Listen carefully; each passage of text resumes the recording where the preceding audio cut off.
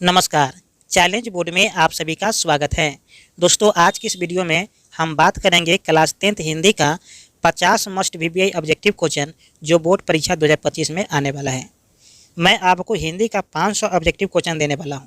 कितना? 500 objective question देने वाला हूं, जो प्रत्येक वीडियो में 50-50 ऑब्जेक्टिव क्वेश्चन होगा। यदि आप क्लास 10th का बोर्ड परीक्षा 2025 में देने वाले हैं और आपकी तैयारी बिल्कुल जीरो है, तो आपको घबराने की कोई ज़रूरत नहीं है, क्योंकि बोर्ड परीक्षा के सभी ऑब्जेक्टिव यहीं से आने वाला है। मैं पिछले वीडियो में 150 ऑब्जेक्टिव क्वेश्चन 3 वीडियो में दे चुका हूं। यदि आप नहीं देखे हैं तो उन तीनों वीडियो का लिंक मैंने डिस्क्रिप्शन में दे रखा है, आप वहां से जाकर सारे वीडियो को देख सकते हैं। ठीक है, तो आइए अब हम शुरू करते हैं। चलिए देखिए, यहाँ पर ये चैनल का नाम है मेरे, ठीक है, चैलेंज बोर्ड, जो कि आपको पता है। यहाँ पर हम बताएंगे 50 मस्ट इम्पोर्टेंट क्वेश्चन, ठीक है। यहाँ पर सेट 2 होगा। क्या होगा? सेट 2, और ये हिंदी का है। देखिए, क्लास 10th बोर्ड एग्जामिनेशन 2025, ठीक है। ये क्वेश्चन जो है सभी ये बोर्ड एग्जाम 2025 के लिए, ठीक। तो आप बोर्ड एग्जाम 2025 में देने वाले हैं, तो ये वीडियो आपके लिए काफ़ी महत्वपूर्ण है। आपको लास्ट तक इन वीडियो को देखना चाहिए, ठीक है। तो आइए हम सीधे क्वेश्चन पर चलते हैं। देखिए, यहाँ पर 51 नंबर क्वेश्चन है। 50 तक का सॉल्यूशन मैंने पिछले वीडियो में दे दिया है, ठीक है, और उसका लिंक भी डिस्क्रिप्शन में दे रखा है, आप वहाँ से जाकर सारे वीडियो को देख लीजिए, ठीक ना। चलिए तो हम लोग शुरू करते हैं। कहा जा रहा है कि घानानंद की भाषा क्या है, ठीक है।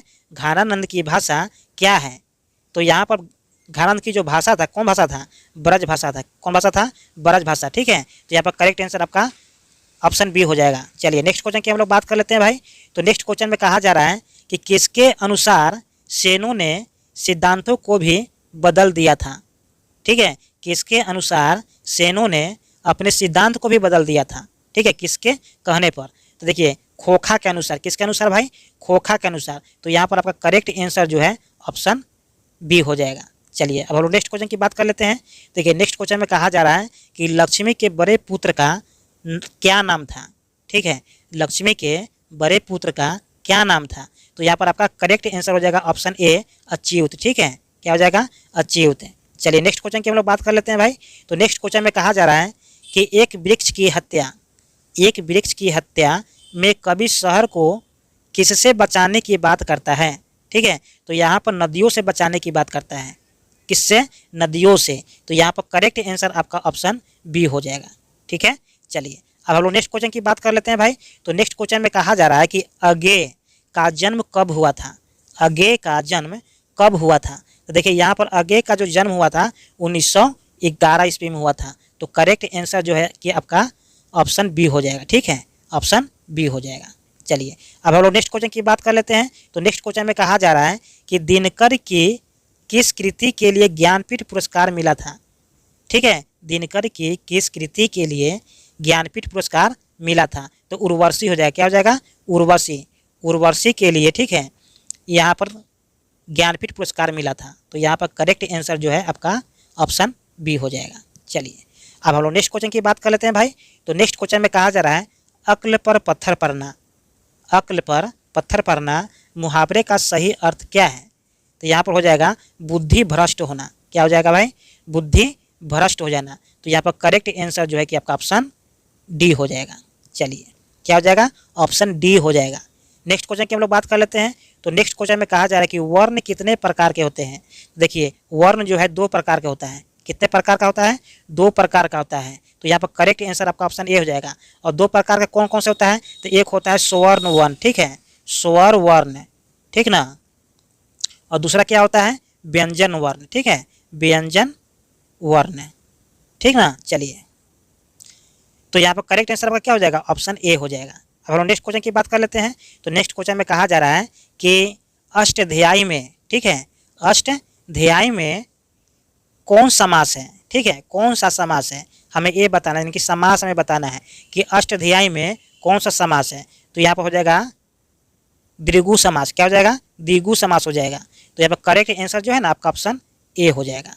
चलिए अब हम लोग नेक्स्ट क्वेश्चन की बात कर लेते हैं भाई। तो नेक्स्ट क्वेश्चन में कहा जा रहा है कि मैं आप चला जाऊंगा, मैं आप चला जाऊंगा, इस वाक्य में आप कौन सा सर्वनाम है? तो यहाँ पर देखिए निजवाचक सर्वनाम है। क्या है? निजवाचक सर्वनाम है। तो यहाँ पर करेक्ट आंसर जो है कि आपका ऑप्शन बी हो जाएगा, ठीक है। चलिए अब हम नेक्स्ट क्वेश्चन की बात कर लेते हैं। तो नेक्स्ट क्वेश्चन में कहा जा रहा है अंबेडकर ने भारत की बेरोजगारी का प्रमुख एवं प्रत्यक्ष कारण किसे माना है। ठीक है, यहाँ पर थोड़ा मिसप्रिंट हो गया है, किसे होगा। ठीक है, यहाँ पर क्या हो जाएगा, किसे हो जाएगा, किसे माना है। तो देखिए अंबेडकर जी ने बेरोजगारी का प्रमुख एवं प्रत्यक्ष कारण जाति प्रथा को माना है। किसको माना है भाई, जाति प्रथा को। तो यहाँ पर करेक्ट आंसर जो है ना आपका ऑप्शन ए हो जाएगा। ठीक है, चलिए अब हम नेक्स्ट क्वेश्चन की बात कर लेते हैं भाई। तो नेक्स्ट क्वेश्चन में कहा जा रहा है सभ्य समाज की आवश्यकता क्या है। ठीक है, सभ्य यहाँ पर क्या हो जाएगा, सब हो जाएगा, यहाँ भी मिसप्रिंट हो गया है। सभ्य समाज की आवश्यकता क्या है, तो यहाँ पर देखिए श्रम विभाजन होगा। क्या हो जाएगा, श्रम विभाजन। तो यहाँ पर करेक्ट आंसर जो है आपका ऑप्शन ए होने वाला है। ठीक है, चलिए अब हम नेक्स्ट क्वेश्चन की बात कर लेते हैं। तो नेक्स्ट क्वेश्चन में कहा जा रहा है who are Sudhraj, who are Sudhraj किसकी रचना है। तो देखिए हु आर सुधराज जो है भीमराव अंबेडकर जी का है। किसका है, भीमराव अंबेडकर जी का। तो यहाँ पर करेक्ट आंसर आपका ऑप्शन बी हो जाएगा, सॉरी यहाँ पर सी हो जाएगा। ठीक है, करेक्ट आंसर आपका क्या हो जाएगा, सी हो जाएगा। अब नेक्स्ट क्वेश्चन की बात कर लेते हैं। तो नेक्स्ट क्वेश्चन में कहा जा रहा है कि भीष के दांत, भीष के दांत कहानी का प्रमुख पात्र कौन है। देखिए भीष के दांत कहानी का प्रमुख पात्र जो है ना खोखा है। तो यहाँ पर करेक्ट आंसर जो है आपका सी हो जाएगा। चलिए अब हम नेक्स्ट क्वेश्चन की बात कर लेते हैं। तो नेक्स्ट क्वेश्चन में कहा जा रहा है झोपड़ी और महल की लड़ाई में अक्सर कौन जीतते हैं। झोपड़ी और महल की लड़ाई में अक्सर कौन जीतते हैं। तो यहाँ पर हो जाएगा झोपड़ी वाले। कौन जीतते हैं भाई, झोपड़ी वाले। तो यहाँ पर करेक्ट आंसर जो है आपका ऑप्शन बी हो जाएगा। अब हम लोग नेक्स्ट क्वेश्चन की बात कर लेते हैं भाई। तो नेक्स्ट क्वेश्चन में कहा जा रहा है कि सच्चा क्या हो जाएगा, सच्चा। यहाँ पर हो जाएगा सच्चा। ठीक ना, सच्चा भारत कहाँ बसते हैं, सच्चा भारत कहाँ बसते हैं।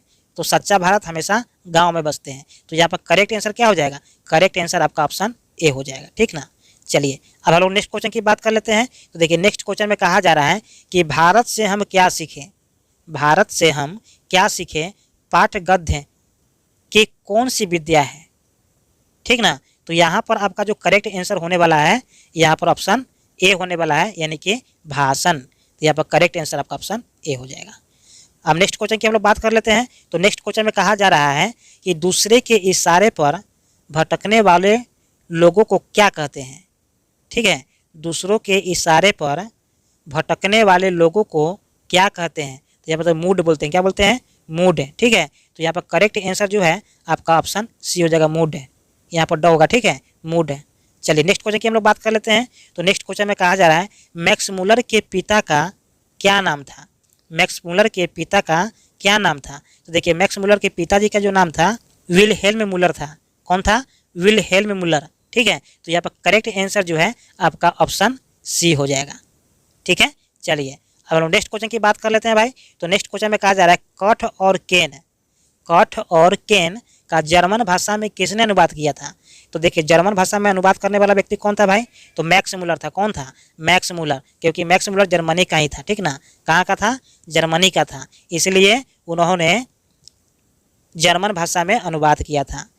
चलिए नेक्स्ट क्वेश्चन में कहा जा रहा है कि शुद्ध वाक्य क्या है, शुद्ध वाक्य क्या है। तो इसमें शुद्ध वाक्य चुनना है। ठीक है, यहाँ पर क्या है, वाष्प निकल रहा है। क्या है, वाष्प निकल रहा है। ठीक है, यहाँ पर वाष्प गलत है, तो ये आपका ऑप्शन गलत हो जाएगा। देखिए यहाँ पर वाष्प निकल रहा है, ए वाष्प सही है। ठीक है, तो यहाँ पर जो है आपका ए ऑप्शन सही हो जाएगा। ठीक ना, बाकी देख लीजिए सिंह दहाड़ रहा है। ठीक है, तो सिंह दहाड़ रहा है, तो ये भी गलत भाई हो गया, क्योंकि गलत लिखा है। संग्रहित किया गया है, संग्रहित किया गया, ये भी ऑप्शन गलत है। तो यहाँ पर करेक्ट आंसर जो है आपका ऑप्शन बी होने वाला है। ठीक है, ऑप्शन बी होने वाला है। अब हम लोग नेक्स्ट क्वेश्चन की बात कर लेते हैं। चलिए नेक्स्ट क्वेश्चन में कहा जा रहा है कि सर्वोत्तम का संधि विच्छेद, सर्वोत्तम का संधि विच्छेद क्या होगा। ठीक है, तो सर्वोत्तम का संधि विच्छेद हमें बताना है। ठीक है, सर्वोत्तम का संधि विच्छेद होता है सर्व जोड़ उत्तम। क्या होता है, सर्व जोड़ उत्तम। तो यहाँ पर करेक्ट आंसर जो है आपका ऑप्शन सी हो जाएगा। ठीक है, क्या हो जाएगा, ऑप्शन सी हो जाएगा। तो यहाँ पर हम ऑप्शन सी को टिक आउट कर देंगे। चलिए अब हम लोग नेक्स्ट क्वेश्चन की बात कर लेते हैं। देखिए नेक्स्ट क्वेश्चन में कहा जा रहा है गुस्सा पीना। क्या पीना भाई, गुस्सा पीना। मुहावरे का अर्थ क्या है, तो देखिए गुस्सा पीना मतलब क्या हुआ, क्रोध का दबाना, यानी कि क्रोध को दबा देना। तो यहाँ पर करेक्ट आंसर जो है कि आपका ऑप्शन बी हो जाएगा। अब नेक्स्ट क्वेश्चन की हम लोग बात कर लेते हैं भाई। तो नेक्स्ट क्वेश्चन में कहा जा रहा है कि परंपरा का मूल्यांकन, परंपरा का मूल्यांकन के रचनाकार है। देखिए परंपरा के जो मूल्यांकन का जो रचनाकार है कौन है, तो यहाँ पर रामविलास शर्मा है। कौन है भाई? रामविलास शर्मा। तो यहाँ पर करेक्ट आंसर आपका ऑप्शन ए हो जाएगा। चलिए अब हम लोग नेक्स्ट क्वेश्चन की बात कर लेते हैं भाई। तो नेक्स्ट क्वेश्चन में कहा जा रहा है एक पतंग अनंत में, एक पतंग अनंत में किनकी रचना है? एक पतंग अनंत में किनकी रचना है? तो यहाँ पर अशोक वाजपेयी हो जाएगा। क्या हो जाएगा? अशोक वाजपेयी। तो यहाँ पर करेक्ट आंसर आपका ऑप्शन डी हो जाएगा। अब हम लोग नेक्स्ट क्वेश्चन की बात कर लें। चलिए तो नेक्स्ट क्वेश्चन में कहा जा रहा है अशोक वाजपेयी का जन्म हुआ था। अशोक वाजपेयी का जन्म हुआ था। तो अशोक वाजपेयी का जन्म भाई कब हुआ था? तो अशोक वाजपेयी का जन्म हुआ था 16 जनवरी 1941 ईस्वी में। ठीक है, तो यहाँ पर करेक्ट आंसर जो है आपका ऑप्शन बी हो जाएगा। स्पष्ट है? चलिए अब हम नेक्स्ट क्वेश्चन की बात कर लें। चलिए मछली शीर्षक पाठ के लेखक कौन है? मछली शीर्षक पाठ के लेखक कौन है? तो देखिए मछली शीर्षक पाठ के लेखक जो है विनोद कुमार शुक्ल है। कौन है भाई? विनोद कुमार शुक्ल है। तो यहाँ पर करेक्ट आंसर जो है आपका ऑप्शन सी हो जाएगा। अब नेक्स्ट क्वेश्चन की बात कर ले। तो नेक्स्ट क्वेश्चन में कहा जा रहा है अंगूठा दिखाना। अंगूठा दिखाना मुहावरे का अर्थ क्या है? समय पर धोखा देना। क्या करना? समय पर धोखा देना। तो यहाँ पर करेक्ट आंसर जो है ना आपका ऑप्शन ए हो जाएगा। ठीक है, चलिए नेक्स्ट क्वेश्चन की बात कर लेते हैं। तो नेक्स्ट क्वेश्चन में कहा जा रहा है गुप्त का विलोम है। गुप्त का विलोम है। देखिए गुप्त का मतलब क्या होता है? छुपा के रखना। क्या होता है? छुपा के रखना, छुपाना। ठीक है, या कह सकते हैं छुपाना। ठीक है, तो गुप्त का मतलब हो गया प्रकट करना, इसका विलोम हो गया। क्या हो गया? विलोम मतलब उल्टा। तो यहाँ पर आपका क्या हो जाएगा? प्रकट करना। ठीक है, यानी कि करेक्ट आंसर आपका ऑप्शन डी हो जाएगा। अब नेक्स्ट क्वेश्चन की बात कर लेते हैं भाई। तो नेक्स्ट क्वेश्चन में कहा जा रहा है पर्वत का पर्यायवाची है। देखिए पर्यायवाची का मतलब क्या होता है? पर्यायवाची का मतलब होता है उसका दूसरा नाम। ठीक है, उसका दूसरा नाम। तो यहाँ पर पर्वत का हमें दूसरा नाम बताना है। तो पर्वत का दूसरा नाम क्या हो जाएगा? शैल हो जाएगा। पर्वत का दूसरा नाम क्या हो जाएगा? शैल हो जाएगा। तो करेक्ट आंसर आपका ऑप्शन सी हो जाएगा।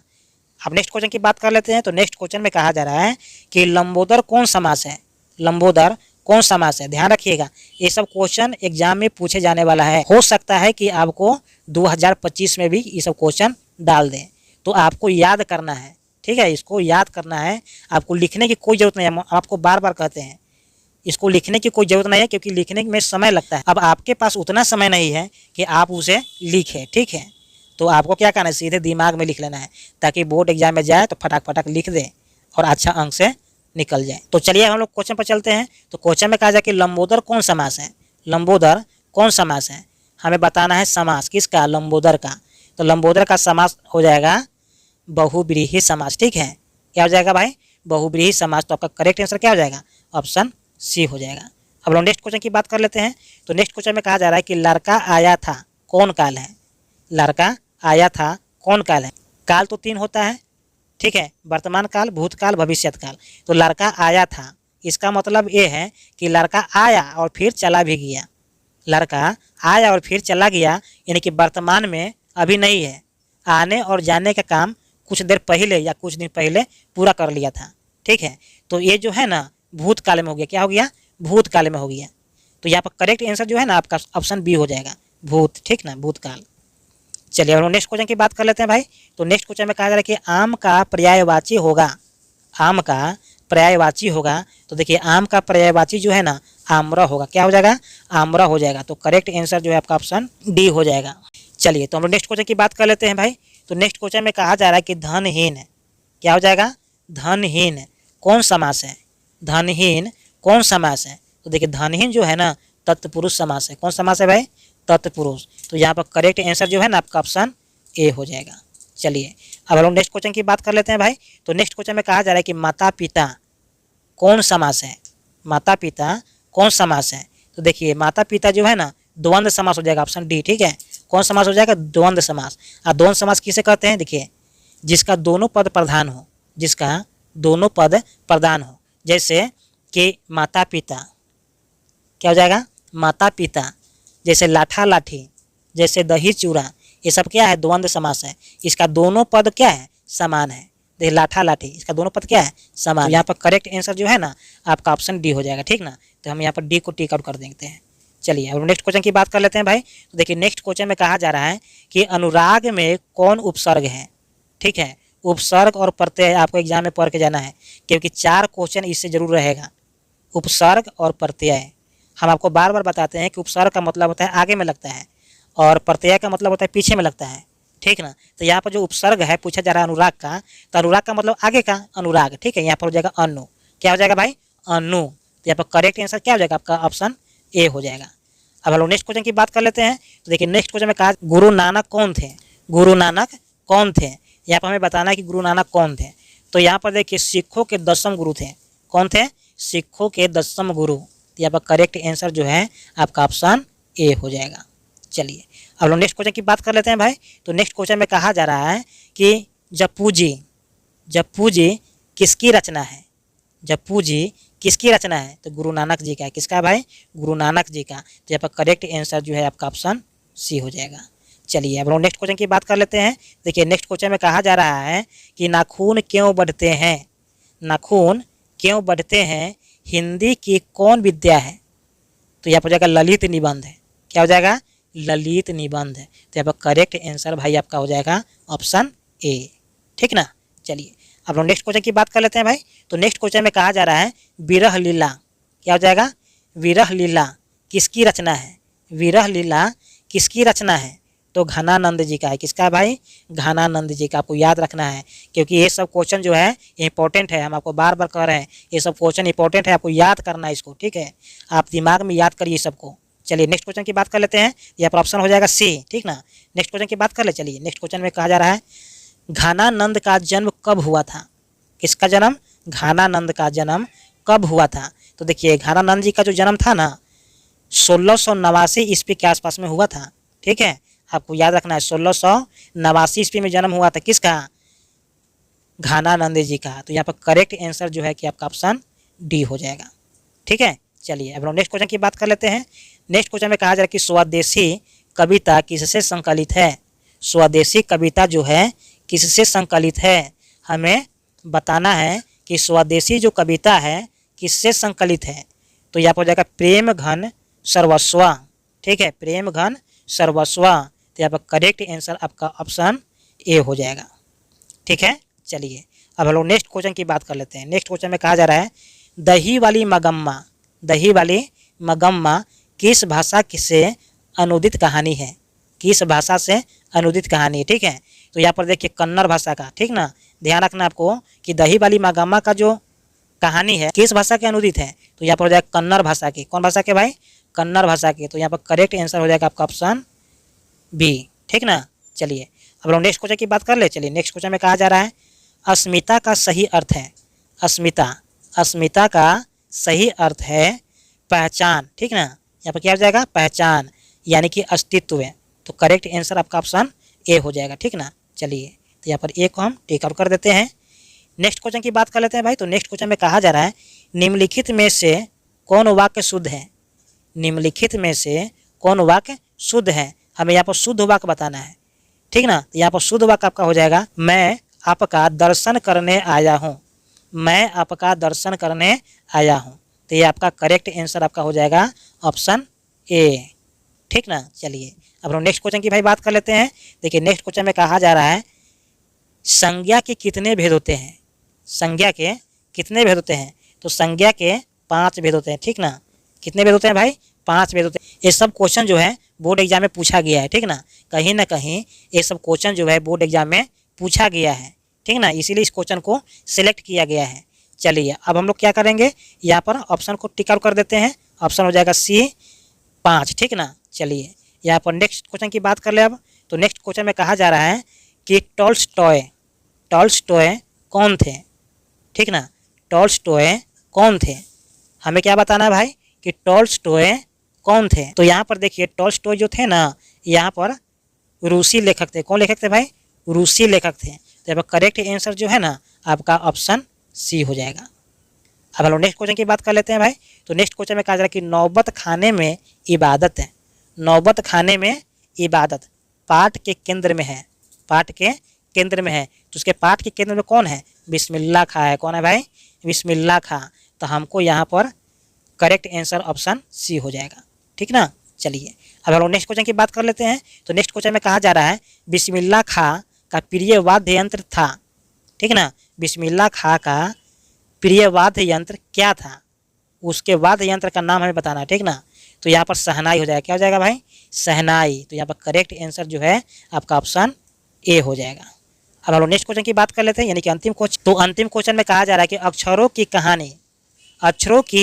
कहानी किसकी रचना है। तो देखिए अक्षरों की जो कहानी है यहाँ पर गुणाकर मूल्य जी का है, ठीक ना। तो यहाँ पर करेक्ट आंसर जो आपका हो जाएगा ऑप्शन बी हो जाएगा। तो ध्यान दीजिए दोस्तों कि अभी अभी आपने 50 हिंदी का ऑब्जेक्टिव जो मस्ट इम्पॉर्टेंट यानी कि VVI ऑब्जेक्टिव क्वेश्चन है, जो बोर्ड एग्जाम में आने का चांस ज़्यादा है, ठीक ना। तो ये सब क्वेश्चन आपने देख लिया अभी तक। हम आपसे ये कहना चाहते हैं कि आप इसको याद कर लें। आप जब इसको याद कर लेंगे तो ये आपके लिए काफ़ी बेहतर साबित होगा।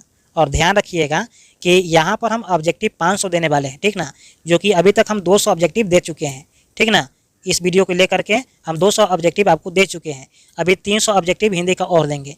इसी तरीक़ा से हम आपको साइंस का भी देंगे, संस्कृत का भी देंगे, सोशल साइंस का भी देंगे और मैथ का भी देंगे, इंग्लिश का भी देंगे, ठीक ना। तो ऑब्जेक्टिव के अलावा अगर आप चाहते हैं कि हमको सब्जेक्टिव भी मिले जिसका ज़्यादा चांस हो कि बोर्ड एग्जाम में पूछ सकता है, तो हम वो भी आपको दे सकते हैं। आपको सिर्फ क्या करना है, कमेंट बॉक्स में कमेंट करना है कि हाँ सर आप जो है हमें सब्जेक्टिव भी दे दीजिए, तो हम आपको सब्जेक्टिव भी उपलब्ध इसी तरीक़ा से करा देंगे। आप कहेंगे तो क्वेश्चन केवल दे देंगे, आप कहें तो उस क्वेश्चन का सलूशन भी दे देंगे, ठीक है। आपकी जैसी इच्छा है हम वैसे कर देंगे, सिर्फ आपको कमेंट करना है, ठीक ना। और साथ में अगर ये वीडियो आपको अच्छा लगा हो तो उन बच्चों को भी शेयर कर देना है जिनका बोर्ड एग्जाम 2025 में है, ताकि उनका भी भला हो सके। तो उम्मीद करते हैं कि वीडियो आपको समझ में आ गया होगा। फिर मिलते हैं एक और नए वीडियो में, तब तक के लिए जय हिंद जय भारत।